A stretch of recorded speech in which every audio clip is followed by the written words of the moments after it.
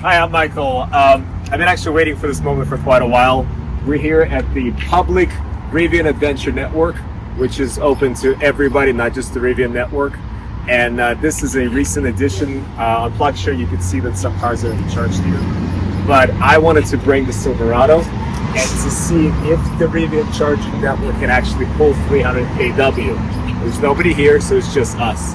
And the second point I want to raise is how expensive the Rivian Adventure Network is. If they want to open it up to the public, they got to think twice, three times, because they're not competitive pricing.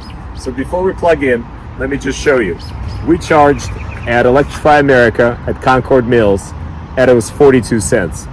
If we were to look at the Tesla, which is, if you can pan right there, there's some V4 cabinets and V3s. Look at this price.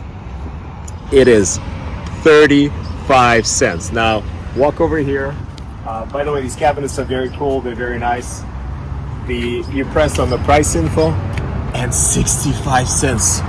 Who charges 65 cents? RJ, think this through. Either enable some pass for all the non-Rivian members, but even in the Rivian vehicle, you're at 55. I have two Rivians for my office. We can't charge here. This is too expensive. So let's figure this out. Let's plug in and see how much power the Silverado. By the way, for those that don't know, the Silverado can take up to 379. That's as high as I got on the Mercedes network. So let's see this process. Pay with the phone. All right, so let's pull up the Rivian app. Come closer here. And it brings,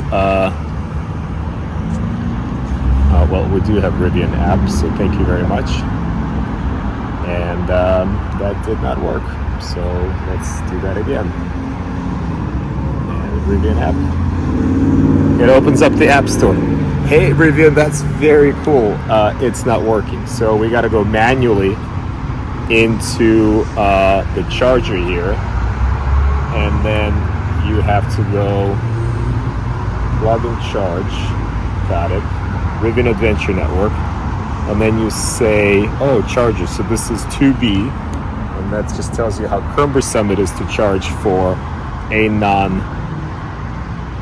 And then if you can pan here, we are authorizing. Look at that. We're starting. The app is genuinely confused what the heck's going on, because if you could see, it goes back to the Rivian vehicles. I can't even track this. So the only way I'm gonna know that I'm charging is by looking at the screen. So let's see if it actually hits 300, because all the Rivians, or at least that I know, are charging just at 212, 219. Now I'm not Kyle Connor or the crazy Ford guy that runs around, charges everything, but this is still taking a moment. This is a long handshake. And oh, transaction canceled. We don't know why. So we'll have to pause the video and figure this out. So I think what's happening is that we can't really plug and charge because the Rivian app thinks, where are my Rivians? And we're asking it, hey, go to 2B and start that charge. So it's trying to handshake to a Rivian, but it's not a Rivian here.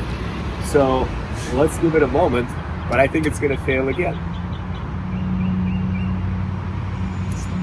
So while that's starting, I just want you to see that this is a very cool site. It's got nice lighting, plenty of food. So Rivian did a great job at actually putting this together. Oh, we got power. Look, turn around. Look, we are actually, look at that screen. That is some cool screen. Wow. So the game here, can we get to 300? The Silverado's at 34. I've seen it take 300 plenty of time, but this is good. Look at this screen. I mean, I know I complain about pricing, and I will complain about pricing, but this is a sexy screen. This is very, very nice. We're at 200. Well, let's see. Okay, all the Rivian vehicles, we have passed 300. So that's pretty cool, and that's all we can get. Now, if you've charged the Silverado, like I said before, or the Hummer, or the Cadillac, or the GMC, you can get it up to 379, 380. Not for long, probably from 5% to 30%, but that is the best charging, well, I know Lucid's gonna steal some of that, but it's still the best, most affordable charging out there. So we're gonna let it cook for a little bit. I'm not sure we're gonna be paying 65 cents. We're not gonna be paying 65 cents for too long, but again, dear Rivian, think about your pricing structure. Your app is very confused if you have a Rivian vehicle and charging non-Rivian vehicle, and that handshake from the QR code to the phone, it's got to be more seamless. So RJ, take a notice. Thank you.